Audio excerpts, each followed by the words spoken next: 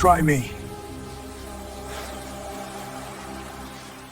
A place that kills everything didn't. Someone survived what no biology allows. Not an alien weapon, not a machine. Just a human who took off his coat and stayed. And what happened next forced an entire species to rethink fear, warmth, and survival. Before we begin, tell us where you're watching from. Subscribe to help the channel grow. And now, let the story begin. Owen Carter's breath formed crystals in the air as he checked the thermal regulator for the third time that hour. 39 years old, hands too large for delicate work, beard perpetually uneven. He looked like someone who belonged in a workshop on Earth, not on Nivora 7 where the atmosphere could kill you in minutes. The diagnostic panel blinked green. Everything functioned perfectly, as always. Owen ran maintenance on systems that never broke because breaking meant dying, and dead clients filed no complaints. He reached into his thermal suit's inner pocket, fingers brushing against something small and rectangular. A baby monitor. Offline. Always offline. He'd carried it for 2 years now, ever since the hospital called to say the incubator had malfunctioned, since the day he learned that machines could fail the people who trusted them most. That's when he'd stopped trusting anything he couldn't touch, test, and fix with his own hands. The comm unit crackled. "Carter, we're picking up a thermal signature in Cold Line Outpost. Single life form. Impossible readings." Owen frowned. Cold Line had been abandoned after the climate incident 6 months ago. Nothing survived at -80 Celsius, not even the automated systems. "Impossible how?" he asked. "Active, warm, and completely isolated." 20 minutes later, Owen stood outside the sealed entrance to Module 7. His scanner confirmed it. One life form, human range temperature, surrounded by an environmental temperature that should have frozen solid anything biological. He overrode the airlock. The door hissed open and cold hit him like a physical wall. Not the cold of Nivora 7's surface. Something else. Something that felt alive. The module's interior was a cavern of ice. Frost covered every surface in intricate, crystalline patterns. And in the center, sitting perfectly still on what had once been a research chair, was her. She was beautiful in a way that made Owen forget to breathe. Humanoid, with features so fine they seemed carved from pale stone, hair like spun silver, eyes the translucent blue of deep glacial ice. Her skin had an almost crystalline quality, catching the emergency lights and refracting them into soft prisms. Chrissy. He'd heard of them but never seen one. A species that lived in isolation by necessity, not choice.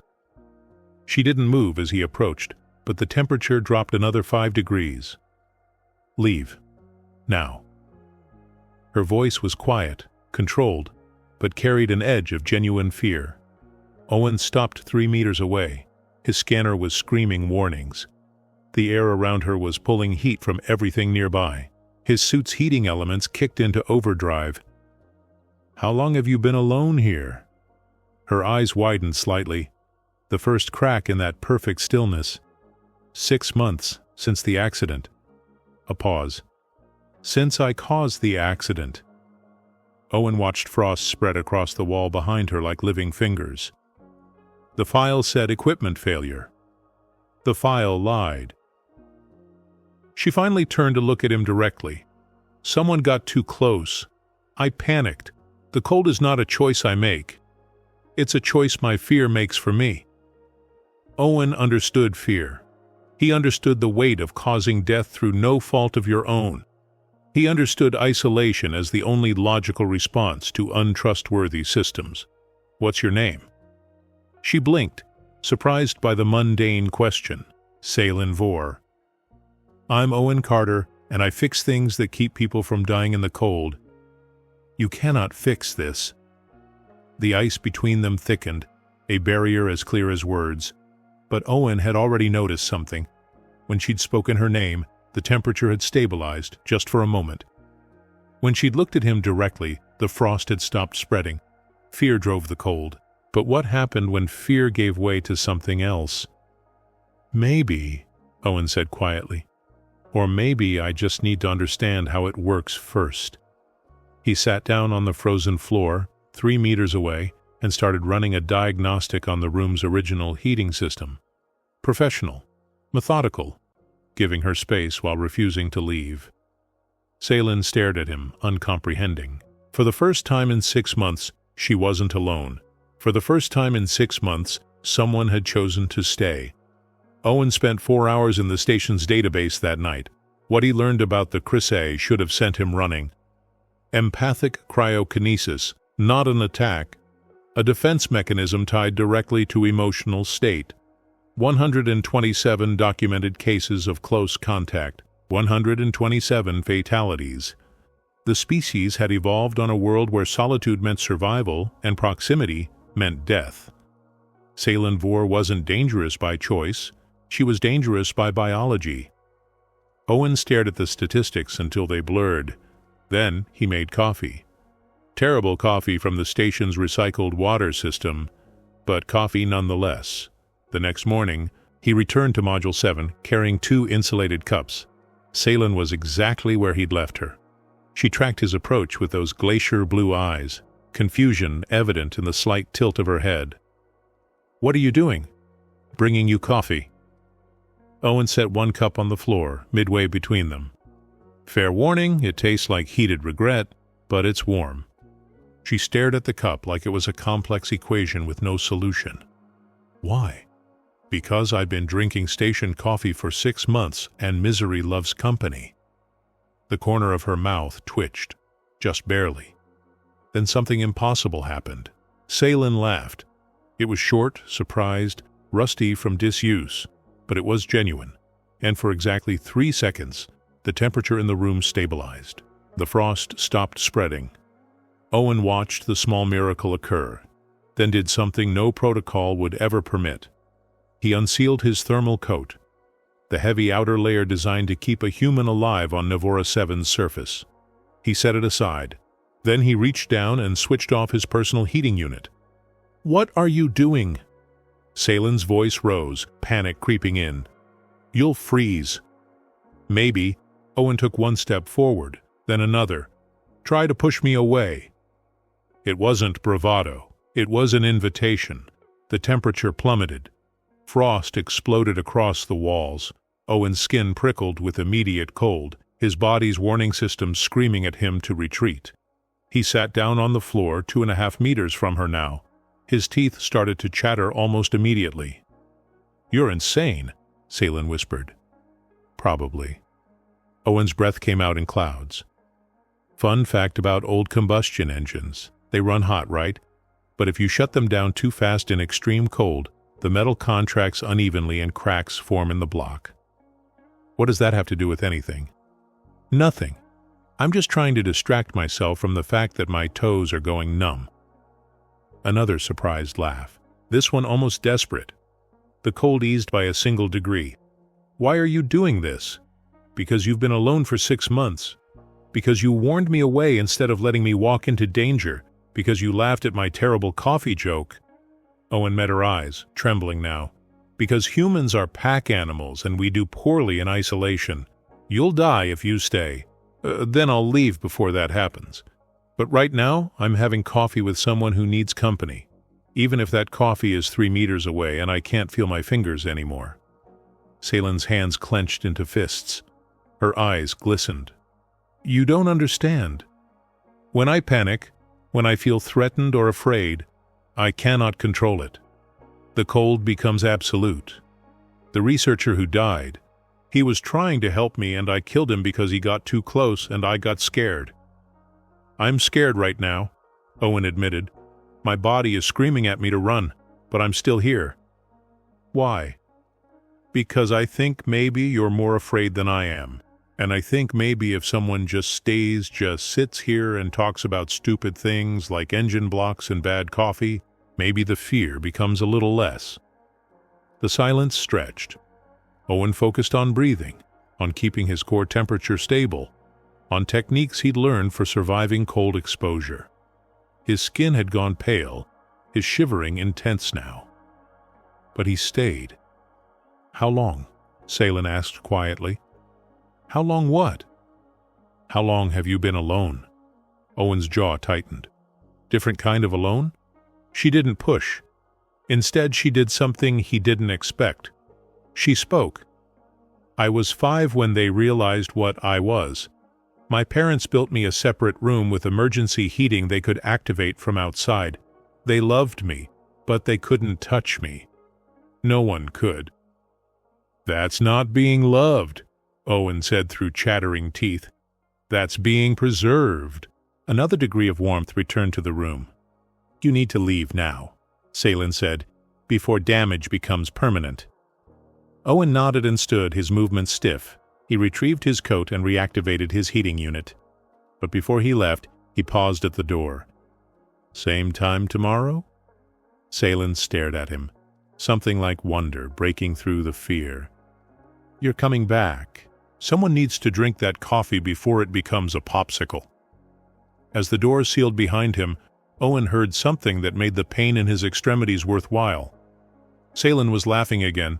10 minutes the first day, 15 the second, 20 by the end of the first week. Owen established a routine. He'd arrive with coffee, terrible jokes, and stories about malfunctioning equipment. Salen would sit in her frozen sanctuary, listening with an attention that felt like hunger.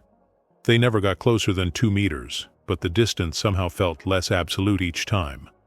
On the 8th day, Salen noticed. "Your hands," she said, interrupting his story about a faulty thermocoupler. "You keep flexing them." Owen looked down. His fingers moved sluggishly, the tips pale even in the warm corridor outside Module 7. He'd been losing sensation in the extremities.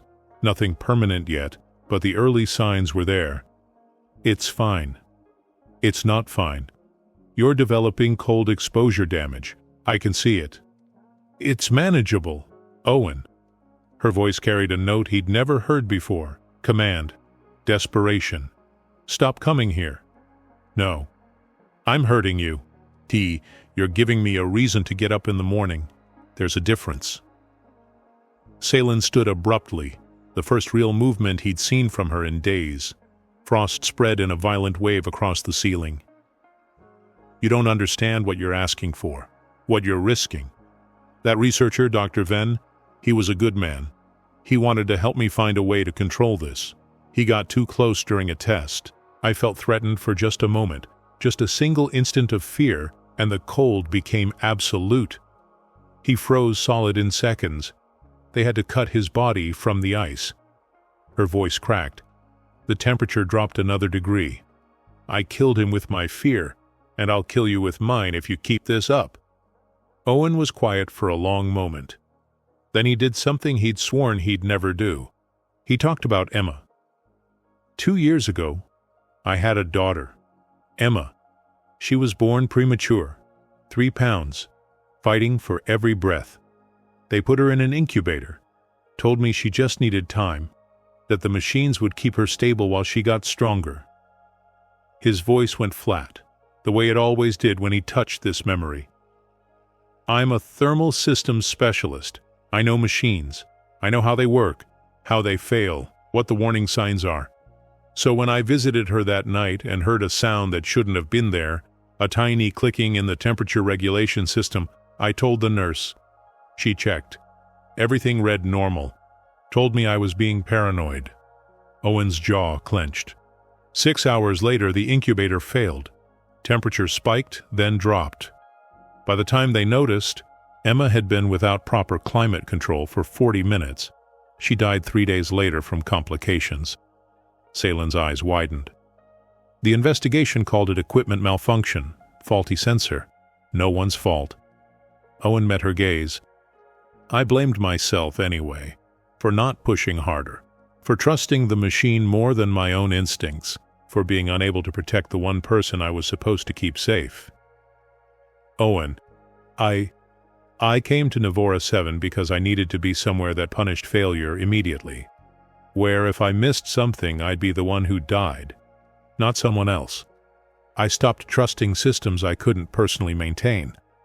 I stopped forming connections because connection meant risk, and risk meant potential for loss. He held up his pale, sluggish fingers. These scars?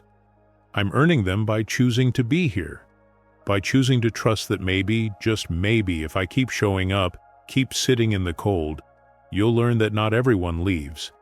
That proximity doesn't have to mean death. His voice dropped to a whisper. I need something I protect to survive, Salen. I need to prove that care and attention and just being present can be enough. Because if it can't, if I'm just watching another failure happen in slow motion, then I might as well have died with Emma. The silence in Module 7 was absolute. Then Salen did something she hadn't done since childhood. She cried, real tears, not the frozen crystals her biology usually produced. And as they fell, the ice around her receded. Just a little, just enough to matter. The cold eased by 3 full degrees. I don't want you to die for me, she whispered. Then we'll figure out how to make sure that doesn't happen. Together. For the first time, Salen smiled. Not a laugh pulled from surprise, but genuine warmth. The moment shattered as alarms blared through the station. Critical power failure. All personnel begin evacuation protocols. Station energy reserves at 72 hours. Owen's blood went cold for reasons that had nothing to do with temperature. 72 hours. 3 days to evacuate or die. And Salen couldn't leave, not without risking everyone on the transport ship. The rescue ship arrived within 18 hours, too fast for standard response time. Someone had been monitoring the situation. Dr. Malrik Shen stepped off the transport with the quiet confidence of someone accustomed to solving problems. He was Chrysay like Salen, but where she seemed fragile and crystalline, he projected controlled strength. His features were sharper, his posture perfect, his eyes the color of winter sky at dawn. He carried no visible weapons. He didn't need them. Authority radiated from him like cold from Salen. Ms. Vor, he said, his voice cultured and precise. I've been searching for you since the cold line incident was reported. I'm here to help. Owen stood beside Salen in Module 7, his presence now familiar enough that her cold barely registered him as a threat. He didn't like how Malrik's gaze slid over him dismissively, cataloging and filing him under irrelevant. Help how? Salen asked, her voice cautious. I've developed a treatment, emotional suppression therapy. It dampens the fear response that triggers your cryokinesis. You could live normally, touch others, join society. He produced a datapad displaying graphs, chemical formulas, success rates with other empathic species. It's experimental, but the initial trials are promising. You could be free of this burden. Owen watched Salen's expression shift. Hope, terrible, dangerous hope. What's the cost? Owen asked. Malrik finally looked at him directly. I'm sorry, you are? Owen Carter, Thermal Systems Specialist. I've been monitoring Ms. Vor's condition. How admirably dedicated. The words were polite, but the tone suggested Malrik found such dedication quaint. The treatment requires regular doses, weekly at first, then monthly. There are some side effects, emotional flattening, reduced stress response, mild cognitive dulling. But those are temporary adjustments. You're describing removing her emotions to control her power, Owen said flatly. I'm describing giving her a choice she's never had. Control over her own biology. Malrik turned back to Salen. Currently, you live in constant fear. Every interaction is a potential death sentence. You've been isolated since childhood, correct? Salen nodded slowly. I've studied 127 cases of Chrysay close contact incidents, 127 fatalities, 0 survivors. The statistics are absolute, Ms. Vor. Without intervention, anyone who cares for you will die. He gestured to Owen without looking at him. This human, for instance, he shows clear signs of early-stage cold exposure damage, reduced circulation in extremities, delayed nerve response. If he continues his current proximity pattern, he has perhaps 2 months before permanent tissue damage occurs. 6 months before potential fatality. That's my choice to make, Owen said. Is it? Malric's voice sharpened. Or are you feeding a delusion that human stubbornness can overcome biological reality? You're not helping her, Mr. Carter. You're giving her false hope that will make the inevitable loss more devastating. Owen felt the words land like physical blows, because part of him wondered if Malric was right. The statistics are clear, Malric continued, addressing Salen again. Love is beautiful, but for your species, love is lethal. I'm offering you the chance to change that, to be normal. By not feeling, Owen said, by choosing when and how to feel, by removing the involuntary response that makes you dangerous. Salen looked between them, her expression torn. Is it safe? She asked. Safer than the alternative. Malric gestured to Owen again. Safer than watching someone slowly damage themselves trying to reach you. Safer than the guilt you carry from Dr. Ven's death. Owen saw her flinch. Malric had done his research. He knew exactly where to press. I'm not asking you to decide now, Malric said gently, but the station is evacuating. Come with me to the medical ship.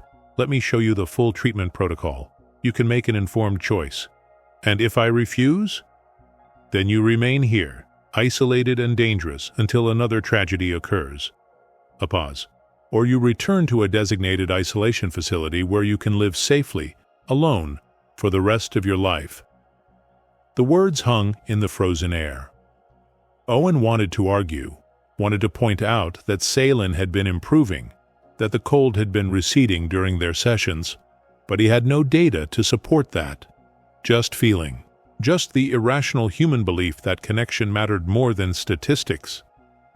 Against Merrick's graphs and death counts, what did human intuition mean?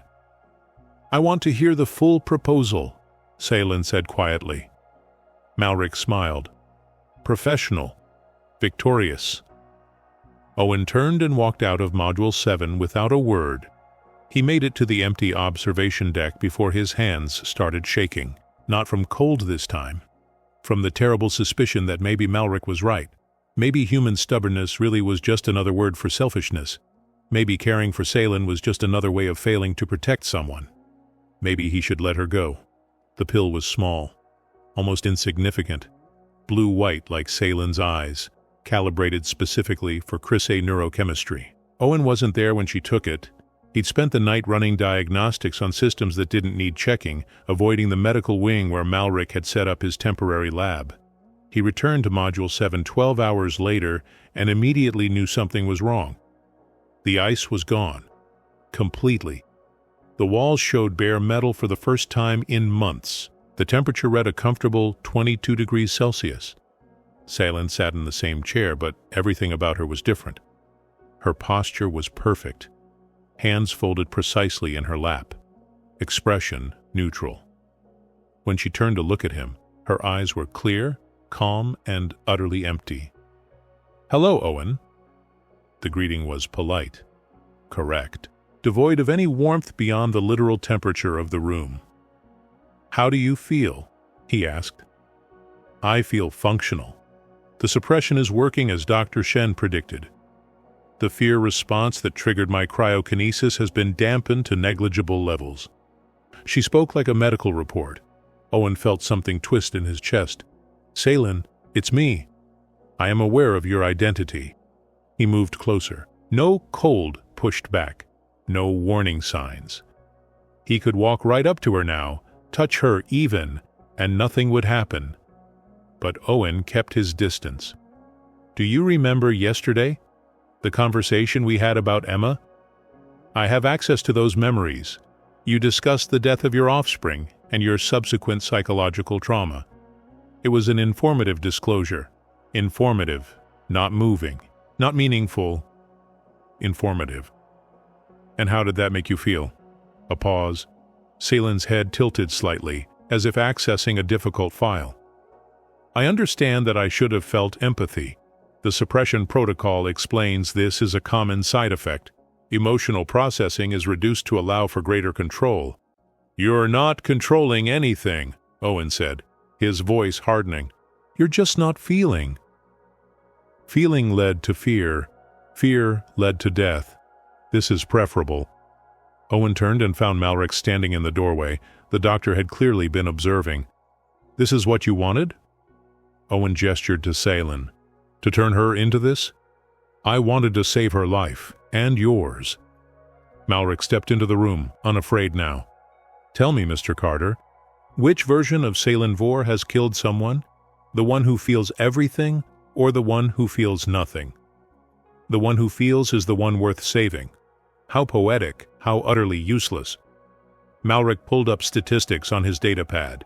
In the 8 hours since treatment began, Ms. Vor has experienced 0 dangerous temperature fluctuations, 0 risk to surrounding personnel. She can now integrate with society, pursue education, have a life beyond isolation. She's not living, she's existing. Existing safely is still existing. Malric's voice remained infuriatingly calm.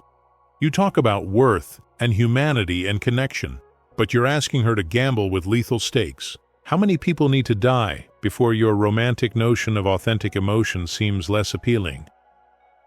Owen looked at Salen. She watched the argument with detached interest, as if it were happening to someone else. Salen, do you want this? She considered the question with the same neutral efficiency. Logic suggests this outcome is optimal. I pose no threat. I can function in society. Doctor, Shen's research indicates that emotional suppression becomes more comfortable with time. I will adapt. That's not what I asked. Want is an emotional construct. I am currently operating with reduced emotional processing. Therefore, the concept of want is less relevant than the concept of optimal outcome. Owen felt something break inside him. This was worse than the cold. At least with the cold, she'd been present. Afraid, isolated, but present. This wasn't silent. This was a shell wearing her face. Maybe you're right, Owen said to Malric. Maybe I was being selfish. Maybe human connection isn't worth the risk. He walked toward the door. Malric stepped aside, victorious. You're making the right choice, Mr. Carter. Owen paused.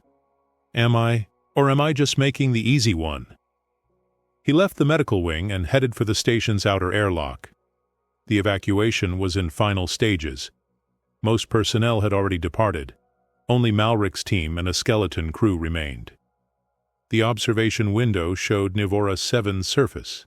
Permanent ice, deadly cold, beautiful in its absolute hostility. Owen overrode the safety protocols and stepped into the emergency exit corridor, the one that led to the surface, where temperatures would kill an unprotected human in minutes. He didn't take a suit.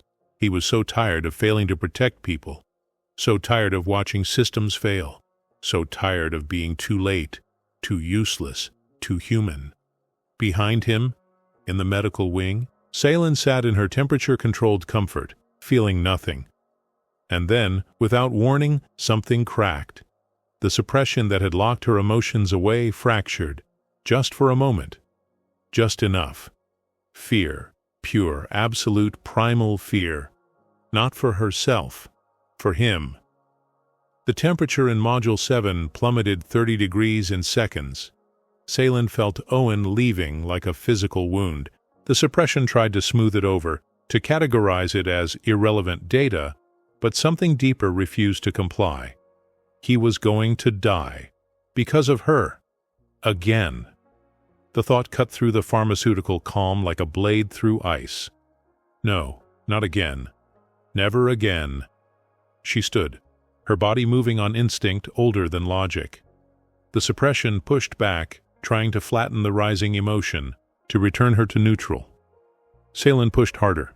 She thought of coffee that tasted like heated regret, of terrible jokes about engine blocks, of a man who'd sat in killing cold just to prove she wasn't alone, of Emma, a daughter she'd never met, who'd taught her that sometimes love means choosing pain over safety. The suppression cracked. Emotion flooded back. Not gentle, not controlled. Everything she'd been feeling for the past 12 hours, compressed and magnified, and absolutely primal. The cold exploded outward. Ice erupted from every surface in Module 7. The walls cracked, equipment shattered. The temperature dropped so fast that the air itself crystallized. Malric dove for the door, his professional calm finally breaking. He'd never seen a Chrysae fight their own biology before. Salen barely registered his retreat. She was moving, running, her body remembering how to act on pure emotion. The station's emergency system screamed warnings. Hull integrity compromised, temperature failure in multiple sections. But Salen ran toward the surface access corridor, toward the cold that was calling to her like a siren song, toward Owen. The exterior door was open. Beyond it, Nivora 7's surface stretched in endless white. And there, collapsed 20 meters from the entrance, was a figure in a thermal suit. Not moving. Salen's scream tore from her throat, wordless and raw. She ran onto the surface, ice spreading with every step. Her cold met Nivora 7's cold, and for once, the two forces didn't fight. They merged. She reached Owen and fell to her knees beside him. His skin was gray, lips blue, eyes closed. The suit's heating elements had died.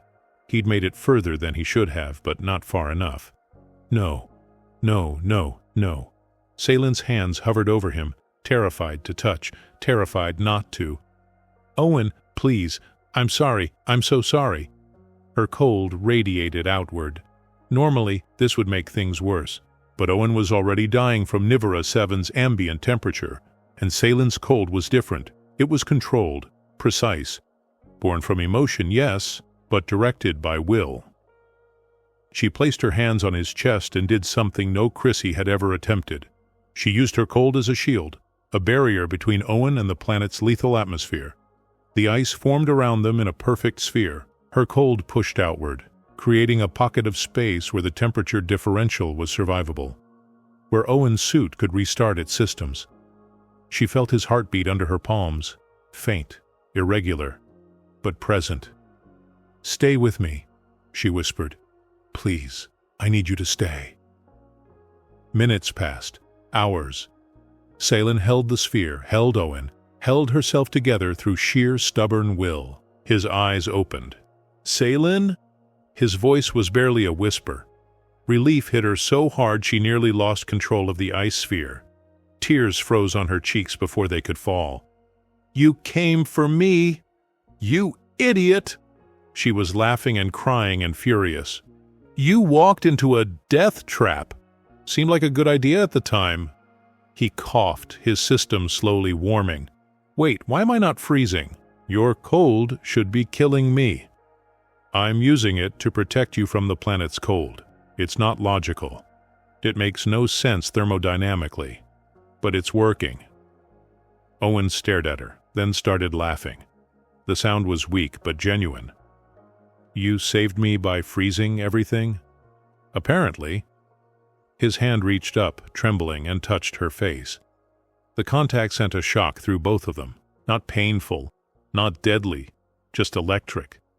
Salen leaned down, drawn by instinct and emotion, and everything the suppression had tried to kill. Owen met her halfway. Their lips were centimeters apart when Salen pulled back, gasping. "I could still hurt you." "I know. I don't know if I can control this." "I know that too."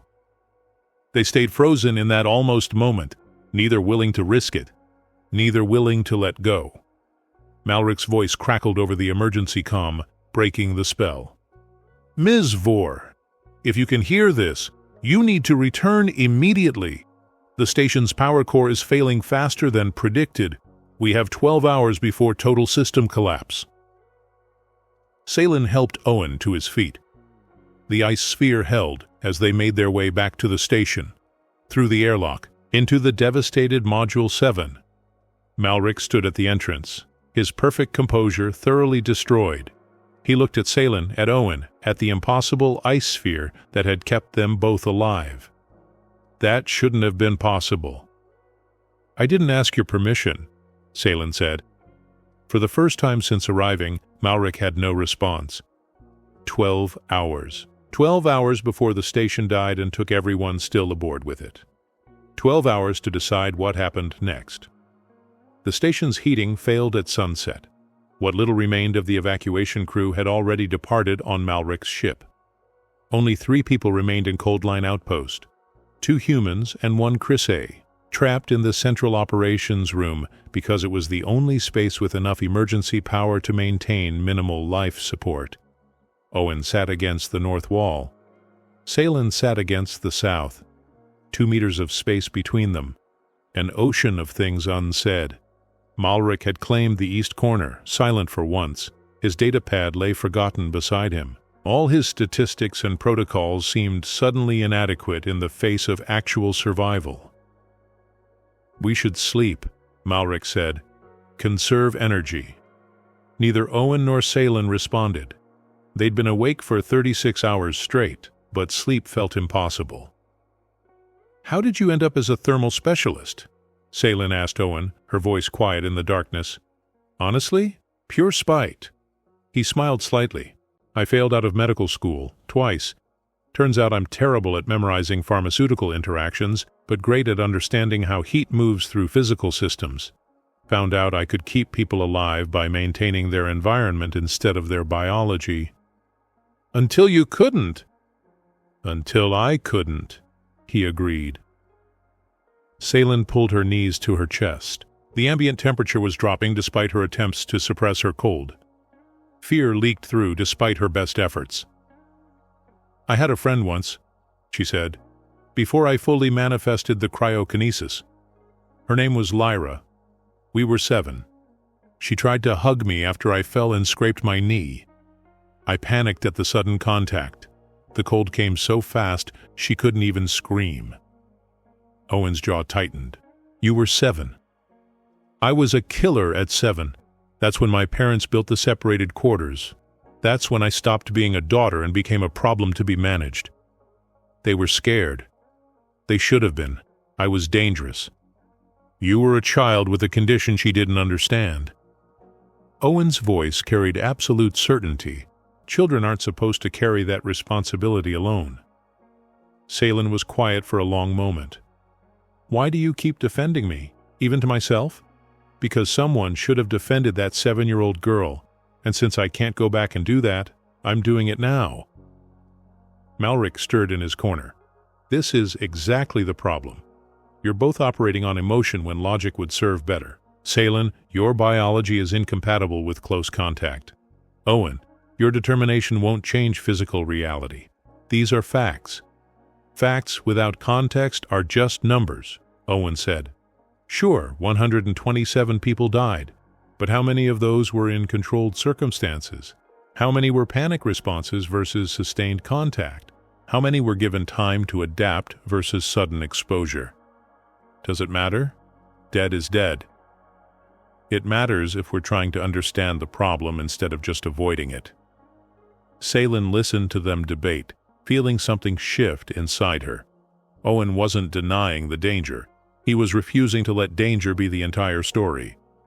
"I've never held anyone's hand," she said suddenly. Both men stopped talking. "I've never hugged someone who lived, never felt another person's warmth without killing them. I don't know what skin feels like except through gloves and barriers. I don't know if I'm cold to touch or if I just make everything around me cold." Her voice cracked. "And I'm terrified that if I ever tried, if I ever let someone close enough to find out, I'd just add another body to the count." Owen shifted, moving slightly closer, but still maintaining the safe distance. "What if you didn't?" he asked. "We tried that. You nearly died." "But I didn't, and you saved me using the very thing you thought made you dangerous. Once, under extreme circumstances. That doesn't mean... It means maybe the statistics don't account for variables like trust, like gradual exposure, like someone who actually wants to be there instead of someone conducting an experiment or trying to cure you." Owen extended his right hand, not reaching across the distance, just offering. "Palm up. You don't have to, but if you want to try, I'm here." Salen stared at his hand like it was both salvation and damnation. She wanted to. God, she wanted to so badly it felt like dying. Her own hand rose, trembling, reaching 1 meter of distance. then 90 centimeters, 80. She could see the scars on his palm, the calluses from years of manual work, the slight tremor from cold exposure damage she'd caused. 60 centimeters. She could feel her cold rising, not from fear, but from the sheer intensity of wanting something she couldn't have. 40 centimeters. Owen's hand remained steady. His eyes met hers. No fear, just patience. 20 centimeters. Seylan felt the cold spike, saw frost spread across the floor between them, knew that if she touched him now, in this state, she'd freeze the skin from his bones. She pulled back, a broken sob escaping. I can't. I want to, but I can't. Owen lowered his hand slowly. His expression wasn't disappointment. It was understanding. Then we keep trying, until we can. In the corner, Malric watched them. Something in his perpetually composed expression had shifted. Not agreement, but something quieter. Something that might, in time, become doubt. The emergency lights dimmed. Power at 3%. Outside, sensors registered something new. An atmospheric disturbance. Massive. Unprecedented. An anomalous storm was forming. The kind Nivora 7 produced once every decade. The kind that made the planet's normal lethal cold look temperate by comparison. Minus 120 degrees Celsius. Lasting 48 hours. Absolute. 3 people in a dying station, watching death approach at the speed of weather. Dawn had never felt less like hope. The storm predictions updated every hour, each iteration worse than the last. Minus 120 degrees Celsius. Wind speeds that would tear apart anything not anchored to bedrock. Duration, 48 hours minimum. The station had 6 hours of power remaining. The storm would arrive in 7. Malric ran calculations on his datapad with increasing desperation. Every scenario ended the same way. The 3 of them would freeze to death within minutes of the storm's arrival. The transport ship, Seylan said. We could evacuate. Not all of us. Malric's voice was flat. Your cryokinesis would destabilize the ship's systems at close quarters. We'd crash before reaching orbit. Then you two go. I'll stay. And die alone? Owen shook his head. Not happening. It's logical. 2 lives saved instead of 3 lost. Since when do we operate on pure logic? Malric looked up from his calculations. Actually, logic might offer a solution, or at least a theory. Both turned to him. Ms. Vore, your cryokinesis is empathically triggered. Fear causes the cold to intensify. But what we witnessed earlier when you created that protective sphere suggests control is possible under extreme emotional circumstances. I barely held it together. I couldn't maintain that for 48 hours. Not alone, no, but with an anchor point perhaps. Malric's fingers moved across the datapad. Human body temperature is approximately 37 degrees Celsius. If Mr. Carter maintained direct physical contact, serving as a constant thermal reference point, your cryokinesis might stabilize around him rather than spiraling out of control. Owen understood immediately. You want me to be her heat sink? More accurately, her emotional and thermal anchor. The storm will drive your fear response to maximum. Without intervention, you'll enter a panic state, and the cold will become absolute. But if Owen provides continuous contact, continuous warmth, continuous emotional stability, you might maintain enough control to survive. And what happens to Owen? Seylan's voice was sharp. Malric met her gaze directly. In extended exposure to your maximum cryokinetic output, even with protective equipment, his chances of survival are approximately 12%. Most likely outcomes include severe frostbite, hypothermia, and organ failure. No. Seylan stood. Absolutely not. It's the only scenario where anyone survives. Find another one. There is no other one. The mathematics are absolute. Owen had been quiet throughout the exchange. Now he spoke, his voice calm. I'll do it. Owen, no. Seylan, listen to me. He stood, moving closer but still maintaining distance. In every scenario where I'm not your anchor, you die. In most scenarios where I am, you survive. Those are acceptable odds. Not to me. Your survival chance is 12%, which is 12% better than 0. I won't let you die for me. And I won't let you die when there's a chance to prevent it. His voice carried absolute finality. I came to Navora 7 because I failed to protect Emma, because I trusted a machine more than my instincts. I'm not making that mistake again. Malric closed his datapad. I should note that even the suppression therapy won't work under these conditions. The storm will overwhelm any pharmaceutical intervention. Ms. Vore, you'll be feeling everything, every moment of fear, every instant of Owen's pain. Then I'll feel it, her voice broke. But I won't agree to this. You don't have to agree, Owen said gently. I'm doing it anyway. They had 6 hours to prepare. Owen showed Salen breathing techniques for managing panic, controlled inhalation, counted exhalation, focusing on physical sensation rather than emotional spiral.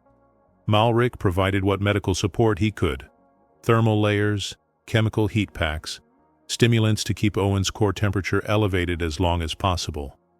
They ate one last meal together. Ration bars that tasted like cardboard, but they ate slowly, making it last. 5 hours remaining.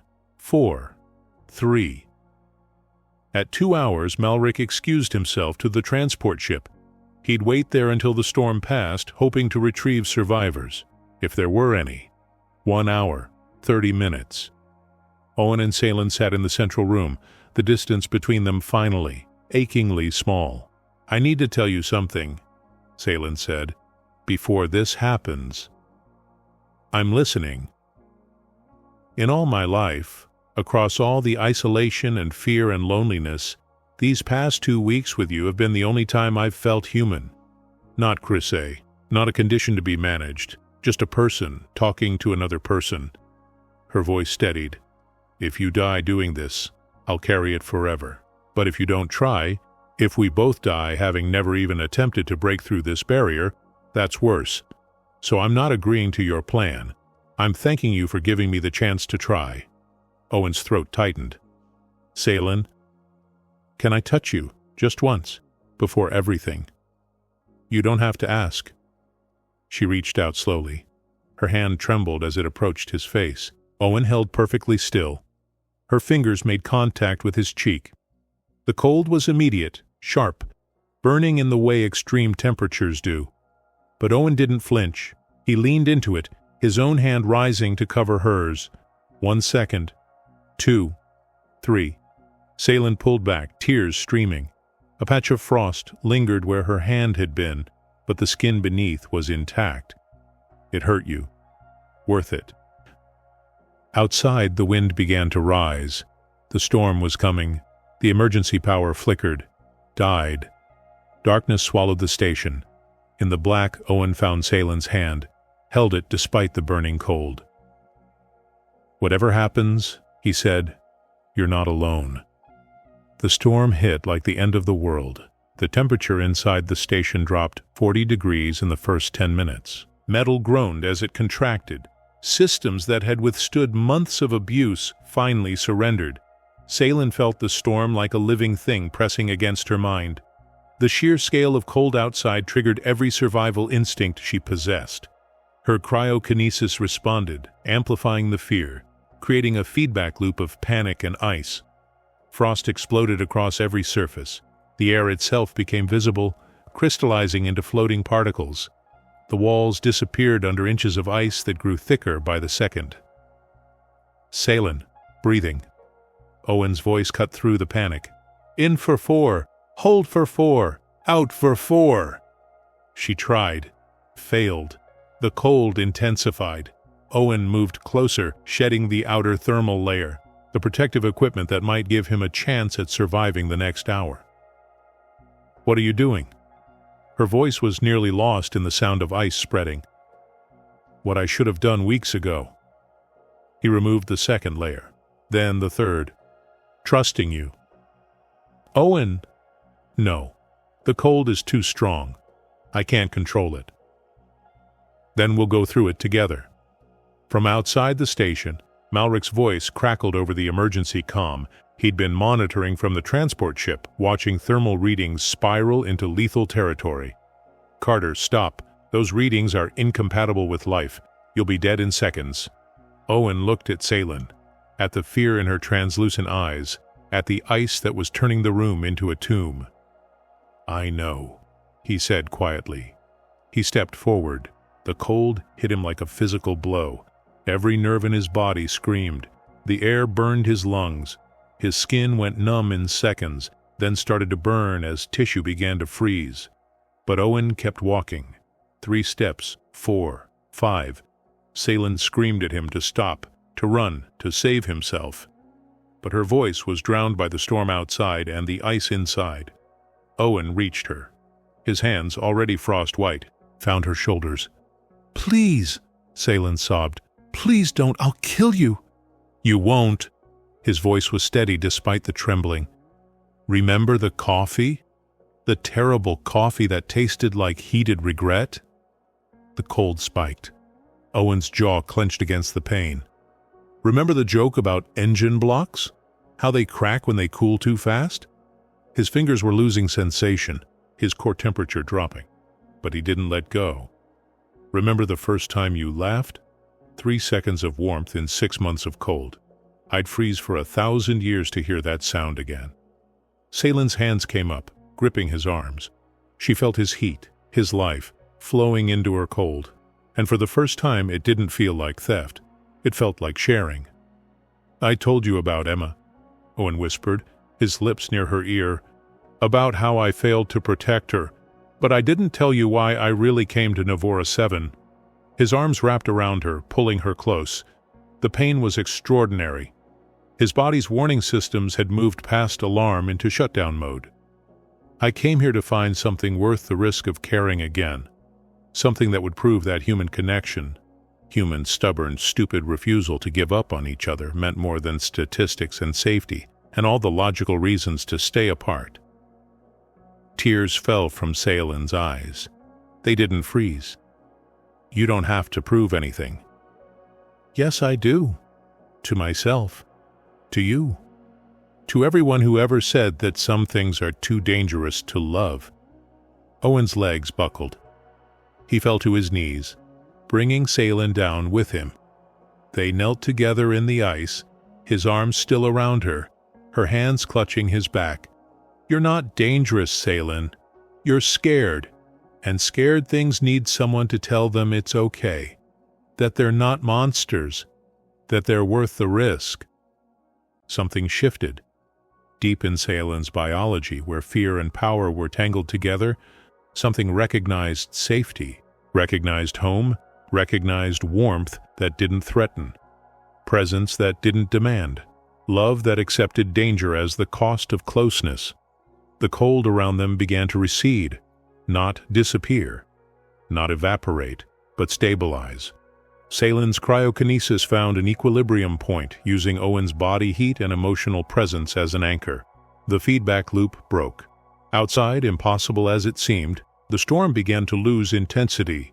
Meteorologists would later theorize about Chrysae having some kind of planetary connection to Navora 7's climate, about empathic species creating quantum resonances with their environments. But in that moment, all that mattered was the ice stopped growing. Salen held Owen as his eyes closed, his breathing shallow but present, his core temperature dangerously low but not yet fatal. She held him for the first time in her life. She held another living being without killing them. "Owen?" No response. "Owen, please, wake up." His head rested against her shoulder, still breathing, still alive, but unconscious, his body shutting down non-essential systems to preserve the core. "Don't leave me alone again." Her voice broke. "Please, I can't do this alone." The storm raged outside. The station's temperature slowly, impossibly, began to rise. Salen's cold had stabilized at survivable levels. In the transport ship, Malric stared at readings that made no sense. The human's life signs were critical but stable. The Chrysa's cryokinetic output had plateaued instead of spiraling. The station's interior temperature was equalizing. He had no equations for what he was witnessing, no statistical model that predicted this outcome. For the first time in his career, Dr. Malrik Shen encountered something that science could record but not explain.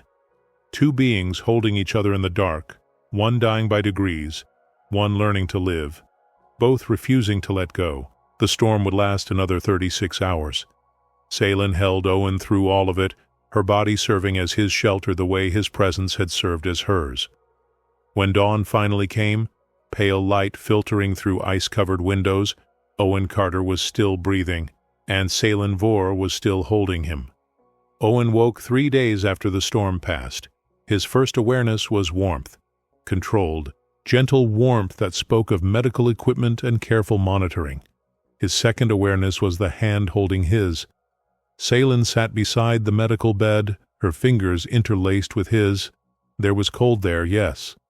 A faint chill that never quite went away. But it was manageable. Present without being painful. "You're awake."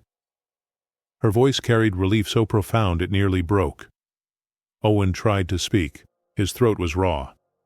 She held water to his lips, patient as he drank in small sips. "How long?" 72 hours. The doctor said your core temperature dropped to 32 degrees Celsius. Another degree lower, and they wouldn't have been able to revive you. Owen flexed his hands. The movement felt wrong, sluggish. When he looked down, he saw extensive bandaging on both hands, particularly the fingers. "Permanent damage to the nerve endings," Salen said quietly. "You've lost most of your thermal sensitivity. Hot, cold, you'll barely feel the difference anymore." He processed this. The hands that had maintained thermal systems for a living would no longer fully sense temperature. The irony wasn't lost on him. "Worth it," he said. Salen's laugh was half sob. "You nearly died." "But I didn't, and neither did you." The medical bay door opened. Malrik entered, his usual composed expression showing unfamiliar cracks. He'd aged a decade in 3 days. "Mr. Carter, I'm told you're expected to make a full recovery, minus the nerve damage, obviously." Obviously, Malrik stood at the foot of the bed, studying them both, the way Salen hadn't let go of Owen's hand. The way the temperature around her remained stable despite the emotional intensity.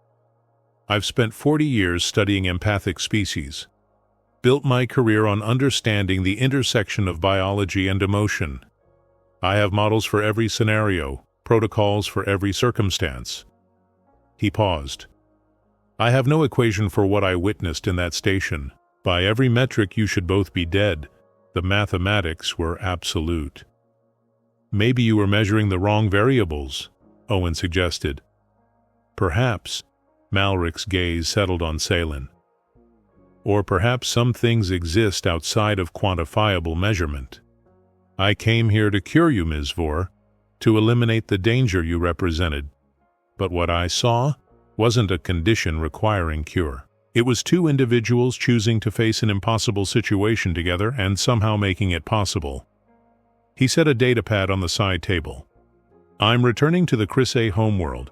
I'll be recommending significant changes to isolation protocols. What you've accomplished here, it suggests we've been approaching the problem incorrectly. Perhaps the answer isn't removing the danger, but learning to live with it thoughtfully." "That's not very scientific," Salen said. "No, but it might be more human." Malrik nodded to Owen. "Thank you for the lesson, Mr. Carter, even if it nearly killed you to teach it." He left without waiting for a response. 2 weeks later, Owen and Salen stood in the cargo bay of a transport ship. Nivora 7 was already shrinking in the view screen, a world of ice they were both grateful to leave behind. "Where do we go now?" Salen asked. "Wherever we want. There's a colony at Meridian Station that needs thermal systems oversight, and they have a counseling center specializing in empathic species integration. You research this." I had 3 days of lying in bed with nothing to do but plan. They moved to the observation window. Stars stretched infinite around them. possibility in every direction. Salen reached out slowly, taking Owen's hand. He felt the cold, dulled by nerve damage, but still present. They'd learned the timing now, 10 seconds of contact before the chill became uncomfortable. 15, if they were both calm. It wasn't perfect. It would never be perfect. But it was theirs. "Does it hurt?" she asked. Owen looked at their joined hands, at the scars he'd carry forever, at the woman who'd learned to hold without killing, and the man who'd learned that some risks were worth any cost. Worth every second. Later that night, alone in his cabin, Owen opened his personal storage. The baby monitor sat at the bottom, its small screen dark and silent. He held it for a long moment, feeling the weight of grief that would never fully leave. Emma would always be a loss he carried. But grief, he'd learned, didn't have to be a cage. He placed the monitor in a drawer, not thrown away, not forgotten, but given a proper place among his past instead of his present. On the wall, he'd hung a small photo from Cold Line Outpost. Salen sitting in Module 7, frost covering the walls behind her, the faintest hint of a smile on her face as she looked at someone beyond the camera's frame. Owen touched the photo gently. "Stay warm," he whispered. The phrase had become their goodbye, their greeting, their reminder that warmth wasn't a temperature, it was a choice. Humans didn't control the cold, they never had. But they walked into it anyway. They sat in it. They held it. They refused to let it be the final word. Because that's what humans did. They chose warmth when warmth made no logical sense. They chose connection when connection carried lethal risk. They chose to care when caring meant accepting pain. They chose impossibly and stubbornly and beautifully to stay. And sometimes, just sometimes, the cold learned to stay with them. In the end, this story wasn't about surviving the cold. It was about the stubborn human refusal to accept that danger is a reason to stop caring, and the equally stubborn belief that warmth is something we choose, not something we measure. Humans don't win because they are stronger, smarter, or immune to fear. They win because when logic says step back, they say sit down, take off the coat, and ask for terrible coffee. So here's the question that lingers long after the ice melts. When fear becomes lethal, is safety always the most ethical choice? Or is there a point where connection is worth the risk? How much of who you are is shaped by what you avoid? And how much by what you're willing to face anyway?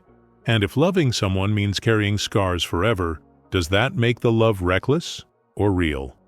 If this story stayed with you, write the word warmth in the comments. Not as a temperature, but as a choice. Tell us the city you're watching from, so we know how far this story traveled through the stars. If you felt part of this moment, subscribe. Not out of obligation, but because stories like this are better when shared. Leave a like, hype it up, and pass it on to someone who still believes connection is worth the risk. And when the final card appears on the screen, keep going. Because somewhere out there is another story waiting to remind us that humanity's greatest superpower has never been logic. It's choosing to stay.